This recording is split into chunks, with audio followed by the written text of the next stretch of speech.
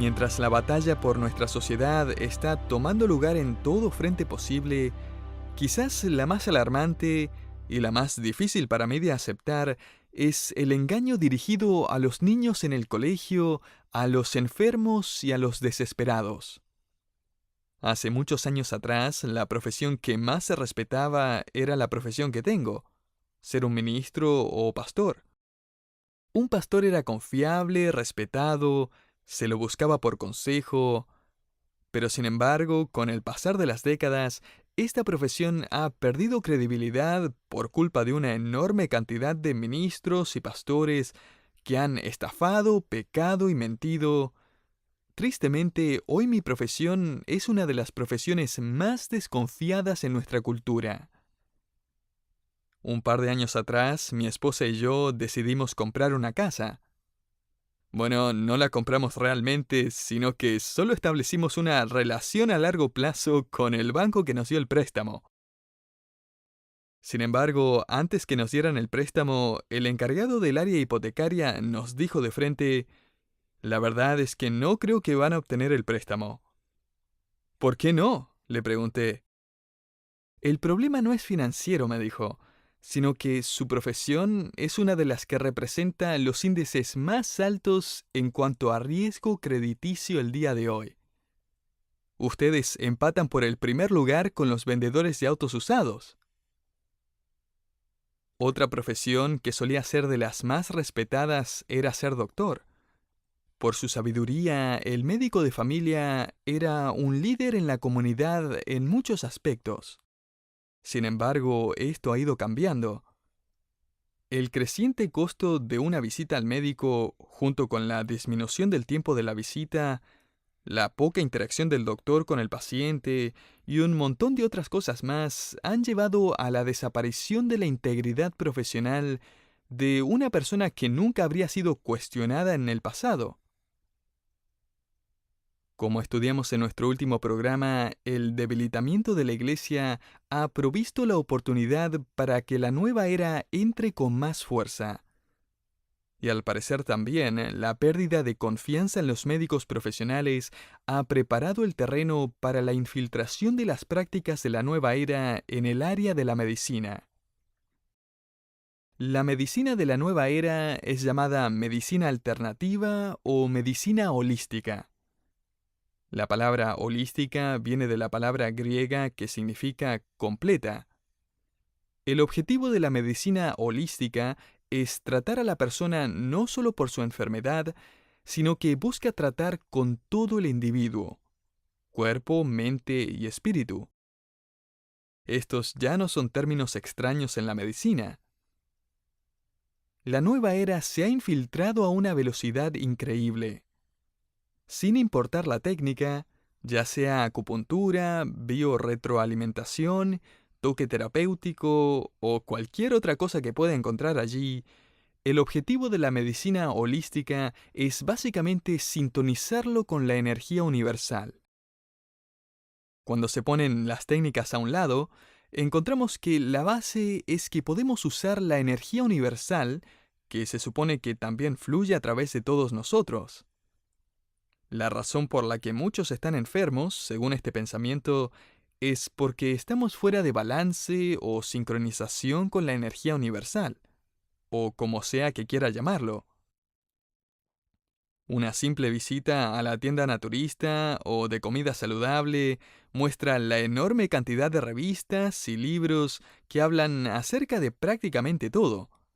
Meditación, autohipnosis, medicina china y otras prácticas que prometen restaurar a cualquier persona. Todos nosotros eventualmente vamos a tener que ir a un doctor. Vamos a necesitar ayuda con algún problema físico y vamos a pedir consejo. Por eso es que es importante que sepamos diferenciar entre lo que es medicina de verdad y lo que son prácticas religiosas bajo el nombre de la medicina. Ahora, no todos los aspectos de la salud holística son iguales.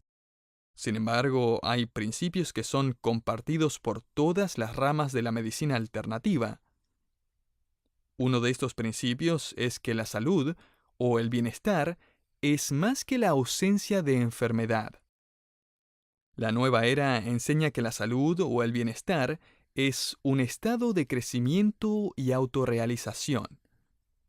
La autorrealización es una de las palabras claves de la nueva era. Básicamente significa reconocer nuestra identidad y nuestra unidad con la energía universal. Otro de estos principios es que somos responsables de nuestra propia salud o nuestra propia enfermedad. En otras palabras, no necesitamos medicina tradicional porque en nosotros está el poder de sanación. Un referente de la nueva era escribió: "El sanador dentro de cada uno de nosotros es el ente más sabio e íntegro y complejo de todo el universo".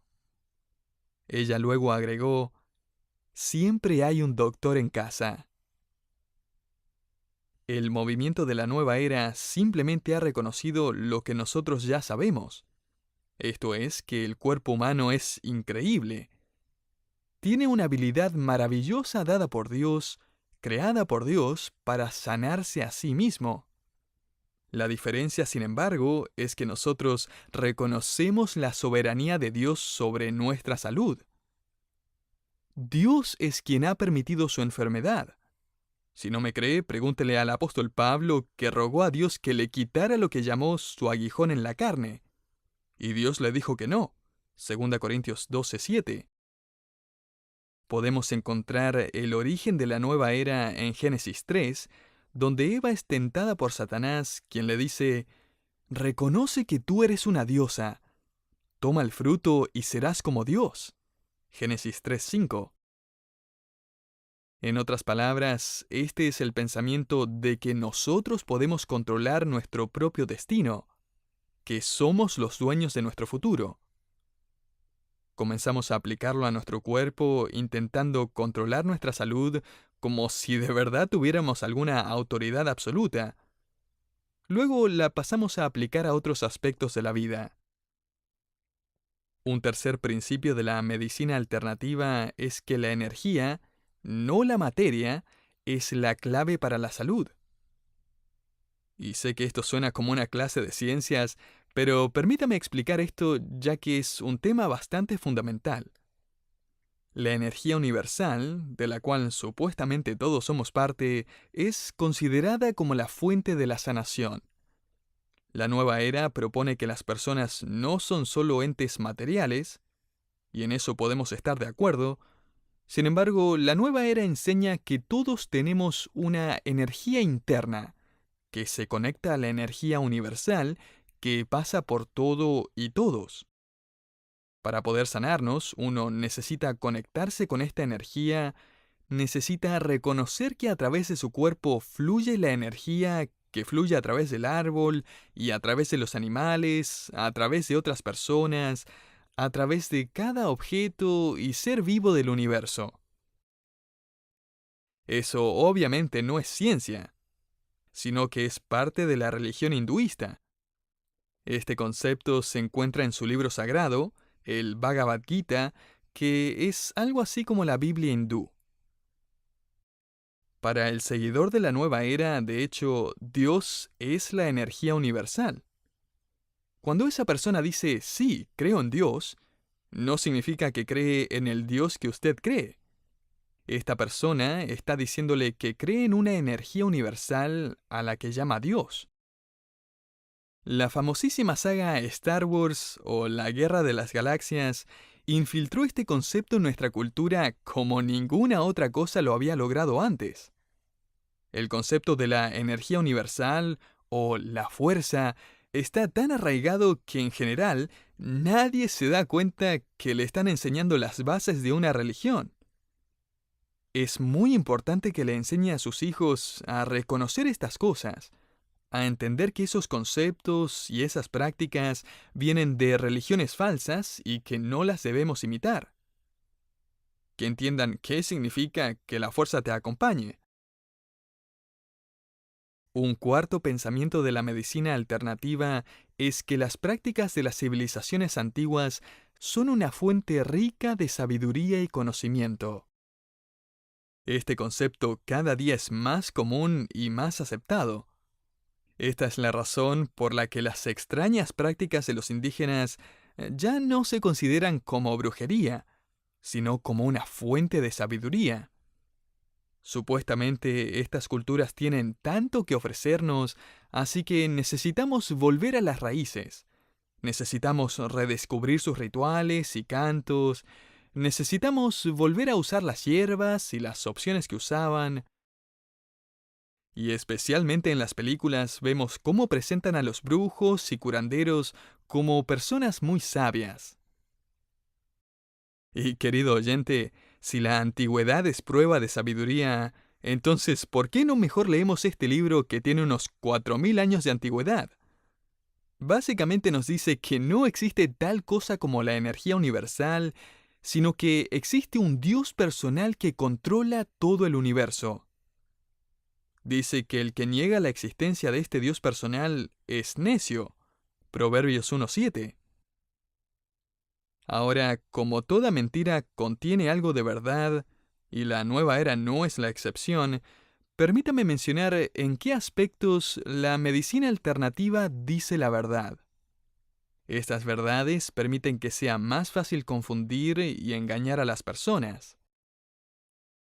Número 1. Es verdad que debemos tratar a las personas como algo más que una entidad física. No podemos negar ni ignorar la dimensión espiritual de la sanidad. Por ejemplo, en Proverbios aprendemos que el pecado, una conciencia culpable y una relación rota con Dios pueden causar dolor físico. Creer las mentiras del acusador, dar lugar al miedo y la ansiedad pueden traer enfermedades físicas.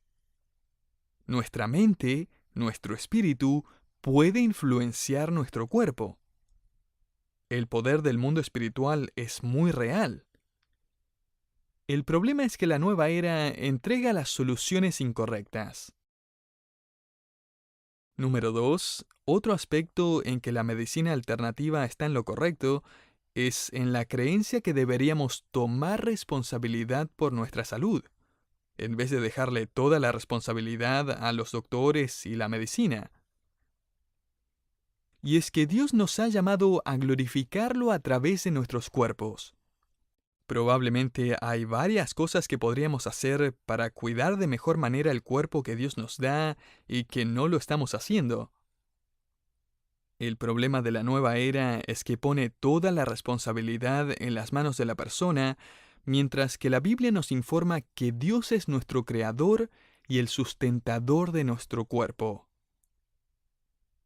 Pero la nueva era no solo se ha infiltrado en el área de la medicina, sino que también se está abriendo paso en la educación.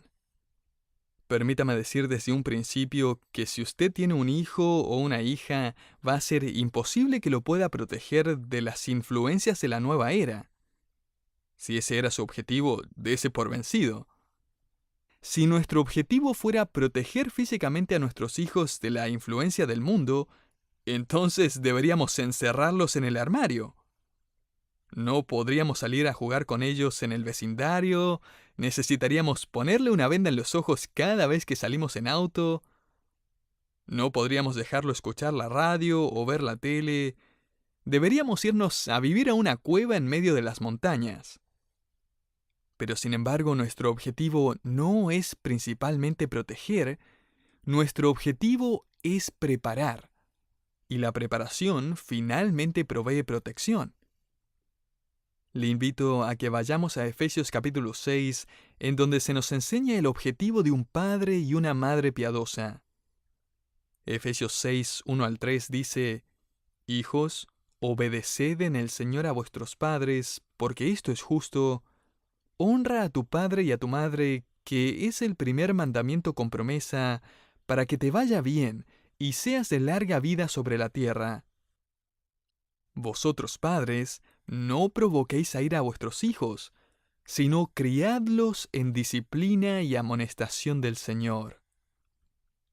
La palabra amonestación viene del griego noutesia, que da la idea de una instrucción verbal que tiene el propósito de corregir.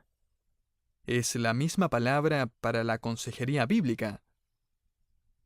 Padres tienen que aconsejar bíblicamente a sus hijos. Los padres son los que tienen que proveer la corrección necesaria para preparar a sus hijos para el mundo en que van a vivir. Encontramos esta misma palabra en 1 Corintios 4:14, donde allí leemos: No escribo esto para avergonzaros, sino para amonestaros, o advertirles como a hijos míos amados. Y es que protección es preparación. Si preparamos a nuestros hijos, ellos van a estar protegidos. Temo que frecuentemente tenemos este concepto al revés. Mire el ejemplo de nuestro Padre Celestial. Él no trata de protegernos al aislarnos del mundo. Él, de hecho, nos manda a ser luz y sal en el mundo. A la misma vez, Dios dice en 2 Timoteo 2:15, Procura con diligencia presentarte a Dios aprobado, como obrero que no tiene de qué avergonzarse, que usa bien la palabra de verdad. 2 Timoteo 2:15. Debemos prepararnos estudiando la palabra de verdad para así poder salir y vivir una vida de la cual no tengamos de qué avergonzarnos. Más adelante, en Efesios 6, leemos que Dios nos ha dado la armadura del Espíritu. Ahora, ¿por qué necesitamos una armadura? Porque Dios sabe que el enemigo va a atacarnos. Por lo tanto, necesitamos estar preparados, habiéndonos colocado toda la armadura de Dios. Y de la misma manera necesitamos preparar a nuestros hijos para que enfrenten los ataques del enemigo. ¿Qué es lo que el mundo busca enseñarle a los niños? Gloria Steinem lo resumió cuando escribió estas palabras: Nuestro objetivo es enseñarle a los niños a creer en el potencial humano y no en Dios. Personalmente creo que lo están logrando en su mayoría. El mundo ha estado atacando a los más pequeños a través de los conceptos de la nueva era. Estos son enseñados en el colegio de forma sutil y a veces no tan sutil. Así que es importante que le enseñemos a nuestros hijos a discernir qué es lo que están aprendiendo. Conceptos como que todos somos buenos en el interior, que el niño no necesita que le enseñen, sino que solo necesita un guía, porque él ya tiene todas las respuestas en su interior. Conceptos como la conciencia universal, que los animales, árboles y todo en la naturaleza comparten la misma vida del ser humano, que un árbol tiene el mismo valor que una persona. Todos esos son conceptos de la nueva era que se enseñan en la mayoría de los colegios. Así que esté alerta. Ahora la pregunta es, ¿qué podemos hacer acerca de todo esto? Opción número 1, preparar nuestras maletas e irnos a vivir a las montañas. Y opción número 2, desarrollar una mentalidad misionera y preparar a nuestros hijos para la batalla. La opción bíblica es la segunda. Y permítame decir que nunca es muy temprano para empezar a preparar a sus hijos. Desde pequeños necesitamos enseñarles a que piensen críticamente. Si nosotros como adultos hiciéramos un mejor trabajo en este sentido, creo que a nuestros hijos también les iría mejor. Primeramente, nosotros deberíamos ser capaces de discernir lo que escuchamos, y luego deberíamos comunicarlo a nuestros hijos. Leí hace poco acerca de un hombre que le había enseñado a sus hijos un juego que llamó Descubre la mentira. Así que cuando ven un programa de televisión o una propaganda, o escuchan algo en la radio o en la escuela, ellos buscan descubrir la mentira. Y así de forma entretenida van contrastando lo que escuchan y ven con la verdad de la palabra de Dios. Después conversan de lo que escucharon con sus papás y sus hermanos, de por qué eso no es verdad según la palabra de Dios, ¿Por qué está en contra de lo que Jesús nos enseña? Descubre la mentira es un gran juego para que le enseñe a sus hijos. De esa forma podemos enseñarles la palabra de Dios y esa preparación finalmente los va a proteger. Es importante también entender que los conceptos de la nueva era no solo afectan a los niños, sino que también a los adultos.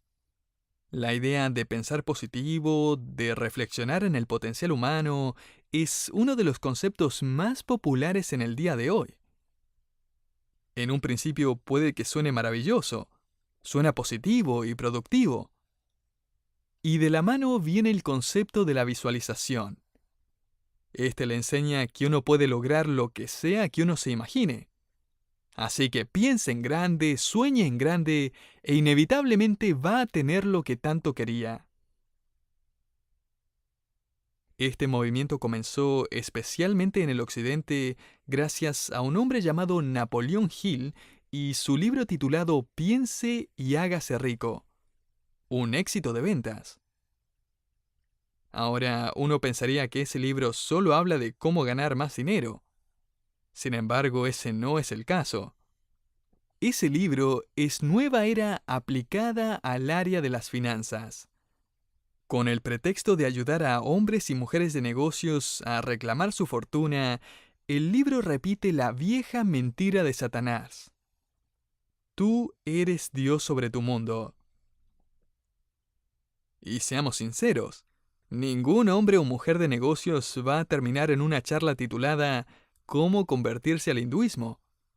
Sin embargo, varios van a ir a una charla titulada ¿Cómo la autorrealización puede mejorar tus ventas? O cómo pensar positivamente y cerrar más negocios. Y ese es el tipo de cosas que vemos por todos lados. Paul Meyer, el presidente del Instituto de Motivación para el Éxito, resumió sus enseñanzas de la siguiente forma. Imagine vívidamente, crea sinceramente, desee ardientemente, actúe entusiastamente e inevitablemente va a convertirse en realidad. Ahora descubra la mentira. ¿Quién es Dios según esta creencia? Nosotros. Estamos tratando de imponer nuestros deseos e ignorando la autoridad de Dios sobre nuestra vida, lo que nos da y lo que no nos quiere dar. Y me duele aún decirlo, pero todo esto se ha metido en la iglesia. Todo eso de declarar en el nombre del Señor no es nada más que nueva era barnizada en vocabulario cristiano. En ningún lugar en la Biblia va a encontrar que el creyente tiene el derecho a la salud o el derecho a la prosperidad, que solo necesita reclamarlo y declararlo en fe. Lo que realmente necesitamos, querido oyente, es humildad y aceptar la voluntad de Dios. Sin embargo, escuchamos todas estas ideas, y no solo de la boca de gurús, sino desde muchos púlpitos supuestamente cristianos. Escuchamos predicadores diciendo, escoge lo que quieras, tú lo mereces, solo declara en fe y tendrás tu mejor vida ahora. Tú puedes tener todo lo que quieras, Dios quiere bendecirte. Fe, según este movimiento, es como un arma que apuntamos contra Dios. Si es lo suficientemente grande, Dios no va a tener más remedio que darnos lo que queremos. Y esto va totalmente en contra de lo que la Biblia dice que es la fe. La fe es algo que colocamos en Dios. Y luego, esperamos su respuesta. Aceptamos lo que sea que Él escoja para nosotros. Es algo totalmente diferente. Norman Vincent Peale fue uno de los grandes líderes de la nueva era por muchos años, incluso antes de que la nueva era fuera popular. Este hombre ha influenciado a muchísimas personas. Él escribió un libro titulado Imaginando, y en este él escribe: hay una fuerza poderosa y misteriosa en la naturaleza humana, una actividad mental llamada imaginación. consiste en ver vívidamente un objeto en su mente consciente, en desear y aferrarse a esa imagen hasta que se hunda en su mente inconsciente, donde desatará grandes energías. Ahora, ¿usted cree que este tipo de enseñanza nos puede traer más paz? ¿Más confianza? No. Si yo soy el encargado de mi futuro, entonces estoy en grandes problemas. Sin embargo, si Dios es el jefe de mi futuro, y yo tengo el derecho de alinear mi voluntad y mi mente y mis emociones con la suya, solo en ese caso existe un futuro para mí y para usted. La sociedad cada día está más segura de que puede decidir qué es verdad y qué es mentira. Todo esto aparte de la palabra de Dios. La sociedad cree que tiene el poder para hacer lo que quiera. Sin embargo, permítame concluir leyendo Filipenses 2, 10 al 11, donde el apóstol Pablo dice que un día toda rodilla se doblará y cada lengua confesará que Jesús es el Señor. Si usted ha estado confiando en sí mismo y ha estado declarando que usted es el Señor de su vida y su destino, permítame decirle que todavía es tiempo para doblar sus rodillas, de reconocer que Jesús es el Señor. No se deje engañar con las promesas de la sociedad, confíe en Cristo y su palabra, y prepárese para enfrentar y brillar en un mundo cada día más oscuro y alejado de la verdad.